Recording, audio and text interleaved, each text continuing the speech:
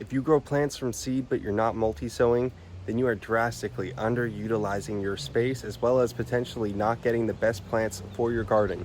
So if you ever grow your own seeds, or you just want to see how a gardener that mass produces plants does it, then check out my video on multi-sowing. I'm going to show you how to maximize your seed sowing space as well as get the best plants for your garden.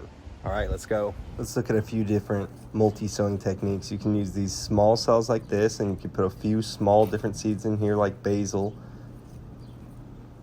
Look at those beautiful Italian large leaf basil. You want to wait till they get 1 or 2 true leaves before you prick them out. Here's some thyme, something that you surface sow, and you want to space those out a little bit more since you don't have to poke any holes. It's pretty easy. I like to do these in a little bit larger trays because they grow slowly. And then large seeds like cucumbers, I'll only put 2 of them each in a larger cell like so. And you can do 1, but 2 allows you to get twice as many plants in the same space. And if you have onions, you can actually just put them in a tray like this. Make sure there's holes in the tray. I mean, you can do without holes, but that just makes it easier to water. And then you can just separate them out, plant them, space them however you'd like, and you're good to go.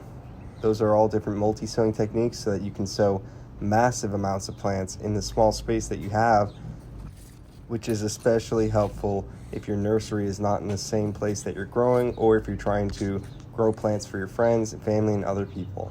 Beautiful basils right there. Happy growing, everybody. Try out some multi-sowing techniques and see how many more plants you can grow. Make sure you pick the healthiest, nicest plants to pot up. And the smaller ones, or if the roots break, you can just set those aside or plant them out in some less desirable spots and see if they want to grow. And that's pretty much all there is to it. Here they are separated out if you wanted to see. You want to keep as much root ball as you can. There you go. You can tell by the darkness of these roots that these guys needed to come out of those pots. They do need to come out of the pots more quickly when you use these techniques and get into bigger pots like so. Make sure you like and subscribe to my channel if you want to see more gardening videos. Peace.